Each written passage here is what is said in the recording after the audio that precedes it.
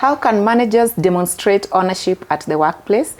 Join me in this discussion as we highlight some of the benefits of taking ownership or being accountable as a manager, and most importantly, how employers can empower their managers to be accountable. As usual, my name is Mary, and I'm glad to be joined by our leadership coach, Mr. Paminas, who will be shedding more light in this subject.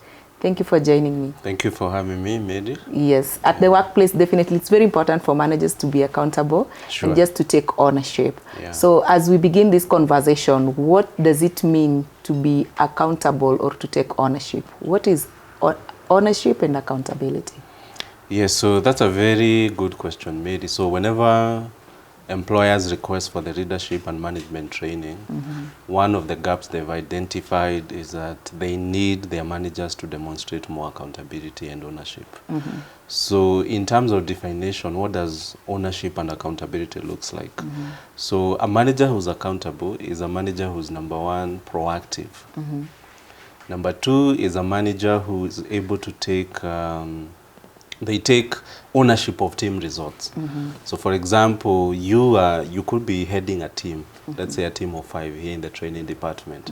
So if Paminas, who is your MD, comes and asks you a question, you don't start saying, no, it's James or Juliet or John who hasn't done A, B, C, D. So it's for you as a manager to realize that you are responsible for the team result.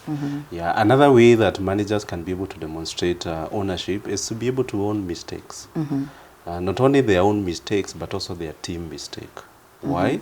Because on a regular basis, things will not work according to plan.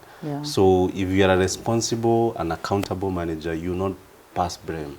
You know, you'll be able to say, yeah, indeed, this is where we went wrong, and I believe this is how we can be able to fix matters.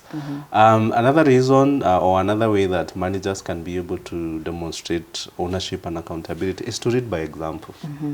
Remember, the staff members are looking up to these managers.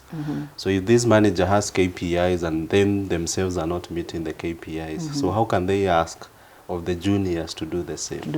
Yeah. If this manager is not of a good character, you don't keep time, you don't address customers well, you know, even your dressing, your communication skill is not managerial, then how would you expect the others to behave? It can be difficult. It can be difficult. So if you're an accountable manager and taking ownership, you'd also lead by example. And that is how the other staff members can look up at you and say, oh, I would want to follow John because he's leading by example. So I would say those are the main areas on how a manager can be able to demonstrate accountability and ownership. And the last one is also the ability to communicate. Why? Because organizations run well when people are working towards a common goal. So a manager who's also accountable, they're able to rally the team by communicating the direction that the team needs to take. Yeah, so that's how I look at it. Great. Yeah. Now, talking about ownership and having been in the industry for all these years, I know you, as in the C-suite, you also have managers reporting to you. What would you say are some of the benefits of managers taking ownership? So number one is enhanced leadership skills for the managers. Because why? The minute you start practicing ownership and accountability, you're operating at a higher level. So you're not just there, Mary, waiting to be told. So you'll find that your leadership skills have really developed. Because also it means that you're getting out of your comfort zone. And with that, there's career growth and also business growth. Because you're doing things different. Yeah, one of the main complaints that decision makers have, CEOs and the board, is that, no, I employed this person. They're supposed to take care of the department. But I still find myself, you know, doing their work. So you see, that doesn't help the decision makers. Yeah, it's a lose situation, because you are there, you are employed, you are getting a salary, you are supposed to be productive, but yet you're not doing your job. Yeah, so that's also another benefit for the managers. There's career growth, and for the business, obviously the business is able to perform better. There's also the element of trust and respect from the employees, because also when the employees see that their managers are going out of their way, they're accountable.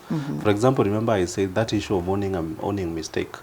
So managers are also not, they are human beings. So once in a while they'll make mistakes. So the ability to say, yes, here I'm wrong, whether it is to the top level decision makers or to the staff, you know, builds that trust and credibility. And someone is able to say, wow, okay, Mary is a human. She does acknowledge sometimes when she goes wrong. Yeah, so you're able to create the trust and credibility. I would also say that the other benefit is they're also able to set a good example to the team members. And remember, I said one of the ways that managers can demonstrate accountability is being leading by example. So that helps because now they set a direction and the other staff members know this is how we do things. So that helps in terms of building the organizational culture and a positive one at that matter. And lastly, I would say that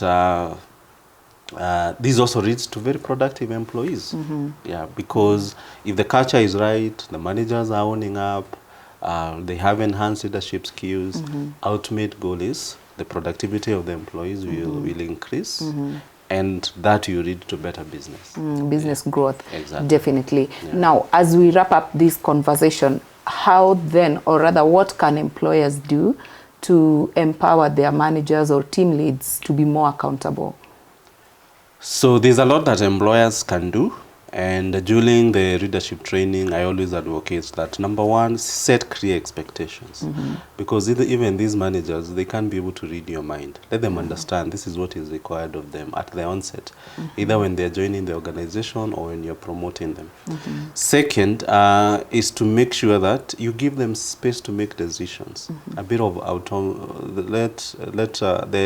Let them be, what do you call it? Don't micromanage. Oh, yeah. Yeah, give this person space. And it's within that space, they'll make right decisions. Once in a while, they'll fail, but they'll run through those mistakes. Yeah. I would also advocate that you provide them with the right resources and support, because they will not be able to practice their managerial skills in a vacuum. If you don't provide them the right resources, then you'll be holding them back and they'll not be effective. Yeah. I would also say that you invest in their skills, and this is where we see leadership training coming in handy. Training such as also emotional intelligence, you know, how to handle teams, all that is key. Yeah, and that should be part of our skills development. And lastly, if a manager does well, reward and recognize their effort, because that way they'll feel appreciated. At the end of the day, they are still human beings. So if they see that, oh, my efforts are being recognized, then I'm sure they'll be able to put in more effort. Yeah, so there's a lot that employers can do. Some of them may mean investing a bit, you know, in terms of money, going back to their pockets, and others are everyday things that they can do just to make sure that this individual feels motivated. Yeah. And I agree with you, because sometimes we as employers, we might promote an individual to a leadership management role, maybe because they've been performing better, but then again we find they struggle with taking ownership and accountability. Yes, yes. And majority of them, I would say, is because they are not aware of what is expected of them. Yeah, so let's not, as employers, as decision makers, I always say this ability to do the job is very different from someone being a manager or a leader. Those are two different skill sets. Yeah. The fact that someone is a very good accountant, it doesn't mean they have skills to be a manager. So support them. When you promote them to that level, or when you're hiring them, find out whether they have those skills. And then you can either help them through training or through mentorship, coaching. Yeah, but don't assume that they know what is expected of them. Yeah. Setting clear expectations is very important. From the word go. Thank you so much for sharing. Thank you too. Indeed, as an employer, it is very important to ensure that the team leads, the managers that you have within the organization are able to take ownership and accountability of the assignments or responsibilities delegated to them. And as Paminas has mentioned, this is where building their capacity comes in handy, so that they're able to hone their leadership and management skills, which will definitely translate into business growth. We encourage you to reach out to us as Corporate Staffing Services. We are able to tailor or customize leadership and management skills training to your team after having identified the areas, the pain points or the gaps, so that it's able to address the specific areas to empower your managers. Thank you so much for watching this video. See you in the next one.